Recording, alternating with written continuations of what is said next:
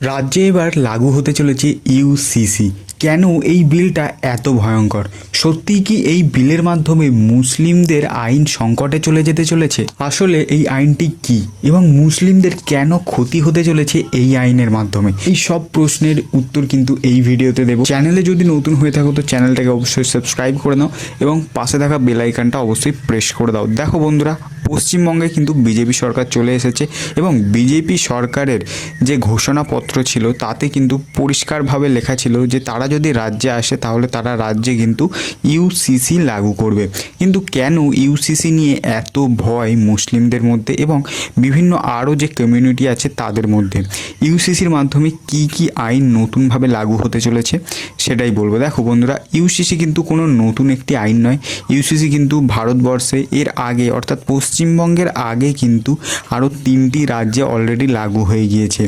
আসামেও কিন্তু লাগু হয়েছে, গোয়া এবং উত্তরাখণ্ড, এই 3টে রাজ্যে কিন্তু লাগু হয়েছে এবং এই 3টি রাজ্যে কিন্তু খুব একটা কোনো প্রবলেম দেখা দেয়নি। তবে পশ্চিমবঙ্গে কেন এত ভয়ের বাতাবরণ সৃষ্টি হয়েছে? আগে আমরা জানতে হবে যে এই ইউসিসির মানে কি। দেখো, ইউসিসি মানে হলো ইউনিফর্ম সিভিল কোড, অর্থাৎ এক এবং অভিন্ন আইন।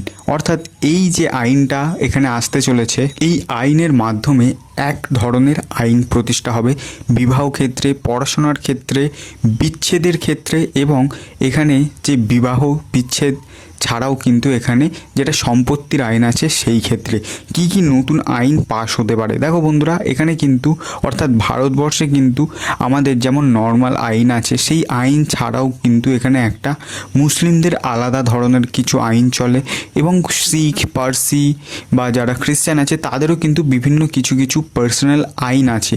কিন্তু এই আইনগুলো এবারে এই ইউসিসির মাধ্যমে কিন্তু উঠে যেতে চলেছে। উঠে গিয়ে কিন্তু একটা সার্বজনীন এবং সবাই কিন্তু সবার জন্য একটা নতুন আইন পাস হবে। সেটাই কিন্তু আমরা ইউসিসি বলে মোটা বাংলা ভাষায় কিন্তু বুঝতে পারি। দেখো, ইউসিসিতে কিন্তু প্রথমেই যেটা আছে সেটা হলো বিবাহ নিয়ে। বিবাহ নিয়ে কিন্তু আমরা বিভিন্ন ধর্মে কিন্তু বিভিন্ন রকম আমরা দেখতে পাই।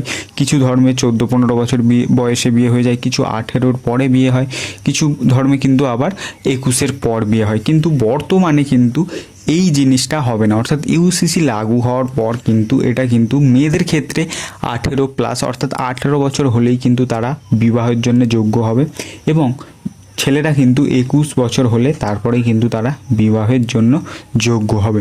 শুধু তাই নয়, এখানে কিন্তু বিবাহ বিচ্ছেদের ক্ষেত্রেও কিন্তু নতুন নিয়ম আসছে। বিবাহ বিচ্ছেদে কিন্তু আমরা বিভিন্ন জায়গায় দেখতাম যে মুখে মুখে তালাক দেওয়া হয়ে যেত বা বিভিন্ন রকম তাদের যে ধর্মের যেভাবে তা বিচ্ছেদ হতো সেইভাবে কিন্তু তারা বিচ্ছেদ করতো। কিন্তু বর্তমানে সেই জিনিসটা হবে না। অর্থাৎ বর্তমানে কিন্তু এখানে নিয়ম মাফিক যেমন আইনের মাধ্যমে ডিভোর্স ফাইল করতে হয় সেইভাবে কিন্তু এখানে বিবাহ বিচ্ছেদ হবে এবং রেজিস্ট্রির ক্ষেত্রেও কিন্তু সেইভাবেই হবে। বিভিন্ন জায়গায় কিন্তু বিভিন্ন রকমভাবে বিভিন্ন ধর্মের আধারে কিন্তু এখানে রেজিস্ট্রি হতো এবং রেজিস্ট্রি কিন্তু বাধ্যতামূলক ছিল না। কিন্তু বর্তমানে কিন্তু এখানে 30 থেকে 40 দিন বা 2 মাসের মধ্যে কিন্তু বিবাহের 2 মাসের মধ্যে কিন্তু রেজিস্ট্রি করতে হবে এবং রেজিস্ট্রি যদি না করে তাহলে কিন্তু সরকার এখানে তাকে 10,000 টাকা জরিমানা পর্যন্ত কিন্তু করতে পারবে। এবং আরও যেটা আছে সেটা হলো এখানে সম্পত্তির আইন। সম্পত্তির আইন বলতে কিন্তু এখানে সরকার কারোর সম্পত্তি কেড়ে নেবে না বা কারোর সম্পত্তি কেড়ে নিয়ে কাউকে দিয়ে দেবে না এখানে। অর্থাৎ এই যে আইনের মাধ্যমে আগে কি হতো, যখন মেয়েদের বিয়ে হয়ে যেত তখন কিন্তু তারা যে বাপের বাড়ির যে সম্পত্তি ছিল অর্থাৎ বাবার বাড়ির যে সম্পত্তির সেখানে কিন্তু বিভিন্ন ধর্মে ভাগ দেওয়া হতো না এবং বিভিন্ন জায়গায় কিন্তু ভাগ দেওয়া হতো। কিন্তু বর্তমানে কিন্তু এই আইনের মাধ্যমে কিন্তু মেয়েরাও কিন্তু বিয়ে হয়ে যাওয়ার পর বাবার যে সম্পত্তি আছে সেটা জমি জায়গা যাই হতে পারে তার কিন্তু একটা অংশ ভাগ পাবে। এবং শেষ যে আইনটা আছে সেটা হলো লিভ ইন নিয়ে। বর্তমানে কিন্তু আমরা যদি দেখি যে বিভিন্ন মানুষ কিন্তু লিভ ইনে থাকছে, অর্থাৎ বিবাহ না করে কিন্তু লিভ ইনে থাকছে। কিন্তু এখন কিন্তু সেটা চলবে না।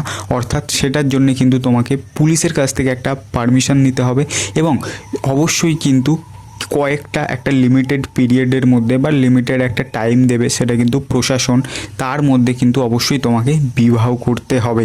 এখানে কিন্তু বিবাহ না করে দীর্ঘদিন লিভ ইন করা যাবে না এবং যদি না পুলিশের কাছ থেকে পারমিশন নেওয়া হয় বা রেজিস্ট্রি করা হয় অফিসিয়ালি তাহলে কিন্তু এখানে পুলিশ তোমার কাছ থেকে 3 থেকে 10,000 টাকা কিন্তু এখানে জরিমানা করতে পারে।